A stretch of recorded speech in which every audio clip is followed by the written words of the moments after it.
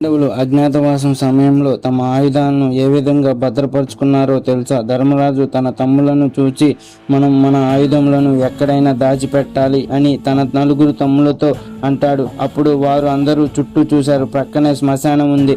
అక్కడకు సామాన్యంగా ఎవరూ రారు. పైగా భూత ప్రేత పిశాచములు తిరుగుతూ ఉంటాయి అని భయం. ఆ శ్మశానంలో ఒక జమ్మి చెట్టు ఆకాశం అంటే కొమ్మలతో దట్టమైన ఆకులతో పగటి వేళలోనే దట్టమైన చెక్కడితో భయంకరంగా ఉంది. ఆ జమ్మి చెట్టును చూసి అర్జునుడు, అన్నయ్య, ఆ జమ్మి చెట్టు మీద మన ఆయుధములను భద్రపరుద్దాం అన్నాడు. అప్పుడు పాండవులు తమ తమ ఆయుధములను ఒకచోట చేర్చి వాటిని వెంట్రుకలతో ఉన్న చర్మంతో కట్టారు. ప్రక్కనే ఒక జంతువు చచ్చిపడి ఉంది. ధర్మరాజు దాని చర్మం ఒలిచి తెమ్మని సహదేవునికి చెప్పాడు. ఆ చర్మాన్ని ఆయుధాల మూటకు చుట్టారు. ఆ ప్రక్కనే ఒక అనాథ శవం పడి ఉంది. ఆ శవాన్ని కూడా ఆయుధాల మూటతో చేర్చి కట్టారు.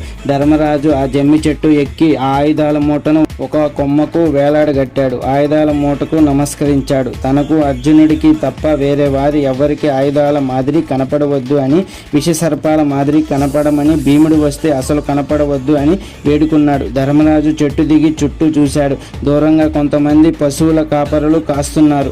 వారు కూడా ఆ పక్కకు రాకుండా ఒక ఉపాయం పన్నాడు. వారి దగ్గరకు పోయి, అయ్యలారా, మా తల్లి చనిపోయింది. మా కులాచారం ప్రకారం ఆమె శవాన్ని జమ్మి చెట్టుకి వేలాడగట్టాలి.